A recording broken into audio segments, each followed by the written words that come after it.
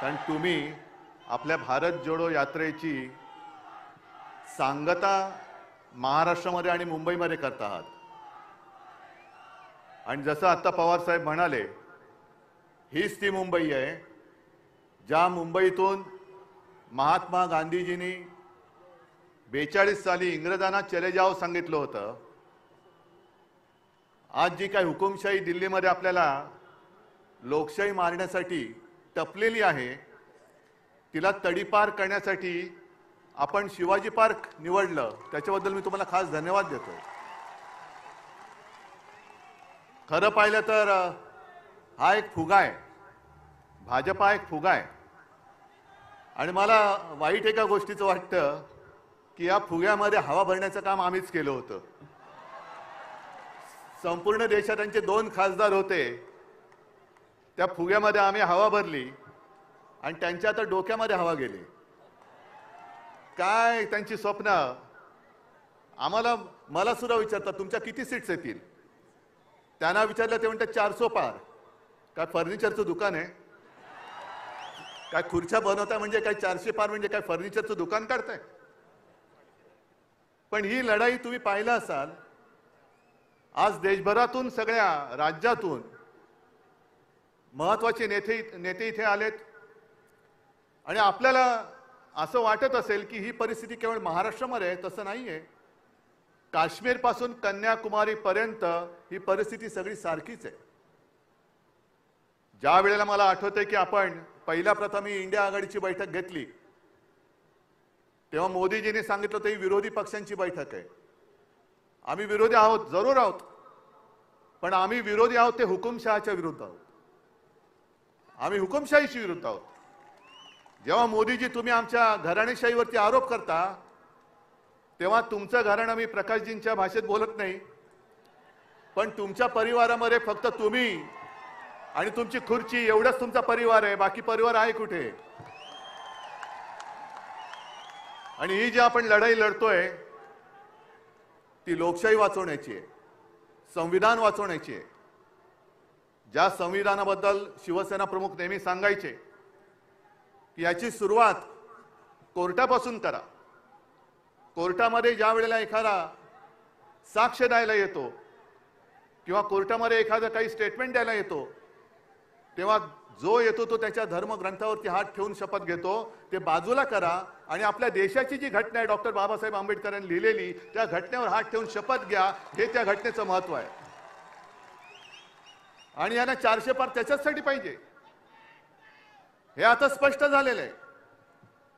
कारण त्यांचेच एक मंत्री, मला जर मी विसरलो नसेल तर आनंद कुमार हेगडे, तेच बोललेत की आम्हाला घटना बदलायची आहे म्हणून 400 पार करायचंय.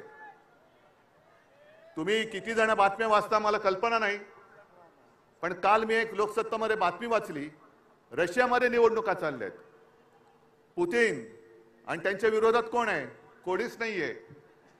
कारण जे विरोधक होते एक तर तुरुंगात आहेत आणि बहुतेक सगळे देशाबाहेर त्यांनी तडीपार करून टाकलेले आहेत. लढायलाच कोणी नाहीये. पण दाखवतात कसं, मी बाबा लोकशाही मानतो, बघा मी निवडणूक घेतली, मला कोण समोर उभंच नाहीये तर मी काय करू. ही अशी सगळी परिस्थिती पाहिल्यानंतर आज आपल्या समोर एक वेळ येऊन ठेपलेली आहे. जे मी नेहमी सांगतो की देश हाच माझा धर्म आणि देश वाचला तर आम्ही वाचू. आपली ओळख, व्यक्तीची ओळख ही देश असली पाहिजे. देशाची ओळख ही व्यक्ती होता कामा नये. कोणी किती मोठा असला तरी त्याच्यापेक्षा मोठा माझा देश आहे, माझं भारत सरकार. आणि हे जे आता जाहिरात करतायत मोदी सरकार, म्हणजे तुमच्या डोक्यामध्ये काय माझ्या देशाचं नाव बदलण्याचं स्वप्न आहे? हे माझ्या देशाचं नाव आहे. आणि आजपर्यंत आपण अनेक अनुभव घेतले. असं काही वेळेला वाटत होतं की देशासाठी एक मजबूत सरकार पाहिजे, पण आता आपल्याला अनुभवानंतर कळलंय आपलं युतीचं सरकार होतं, अटलजी पंतप्रधान होते, सगळेच त्याच्यामध्ये होते. एनडीए तेव्हा एक छान असं वातावरण होतं. ममता, समता, जयललिता आपण सगळे एकत्र होतो आणि अटलजीने उत्तम प्रकारे आपलं सरकार चालवलं होतं. त्याही वेळेला देशाची परिस्थिती इंडिया शायनिंग, फील गुड असे दिवस होते. मग नरसिंहरावजी आले, त्यांनी चांगलं सरकार चालवलं. मनमोहनजी आले, त्यांनी चांगलं सरकार चालवलं. आणि आता हे जे आलेत, 14 पासून एका पक्षाचं सरकार आहे, 14 नंतर 19, 19 नंतर 24, आणि आता ते सांगतात की विरोधी पक्ष 29 मध्ये अडकलाय. पण मी 2047 ची गोष्ट करतोय. पट्टा घेऊन येत नाही. आणि या देशाच्या जनतेसमोर हुकुमशाही किती मोठा असला तरी ज्या वेळेला सगळे लोक एकवटतात तेव्हा हुकुमशहाचा अंत होतो. आजच वेळ आलेली आहे. आणि हा शिवछत्रपतींचा महाराष्ट्र आहे. आपला जो इतिहास आहे, आपला इतिहास हा तोडाफोडा आणि राज्य करा असा जर का असेल, तर जो आपल्यामध्ये फूट पाडतोय त्याला तोडा फोडा आणि त्याच्या छाताडावरती राज्य करा हे दाखवून देण्याची वेळ आलेली आहे. आणि जसं तेजस्वीजी तुम्ही एक नारा दिला, तसा मी पण एक नारा हल्ली देतोय सगळीकडे. कारण ते जे म्हणतात अबकी बार, मी म्हणतो अबकी बार भाजपा. आणि त्याची सुरुवात ही आजपासून झालेली आहे. आणि मला खात्री आहे, शिवतीर्थावरून जेव्हा रणशिंग फुंकलं जातं, हातामध्ये मशाल घेऊन रणशिंग आपल्याला महाराष्ट्रामध्ये फुकायचं आहे. आणि मुंबईतून एखादी गोष्ट जेव्हा बोलली जाते तेव्हा संपूर्ण देश त्या रस्त्यावरून चालतो, त्या वाटेवरून चालतो. म्हणून आपल्या लोकशाही रक्षणाची आजपासून ही लढाई सुरू होते.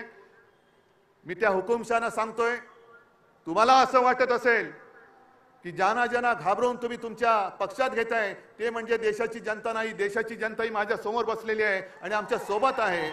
आणि तुम्ही किती अत्याचार करण्याचा प्रयत्न करा, तुम्हाला तोडून मोडून टाकल्याशिवाय राहणार नाही, ही शपथ घेऊन आम्ही मैदानात उतरलेलो आहोत. आणि एकच नारा परत घेऊन, अबकी बार भाजपा तडीपार, गावागावात जा आणि या हुकुमशाही राजवटीचा अंत करा, एवढीच एक विनंती करतो आणि आपली रजा घेतो. जय हिंद, जय महाराष्ट्र.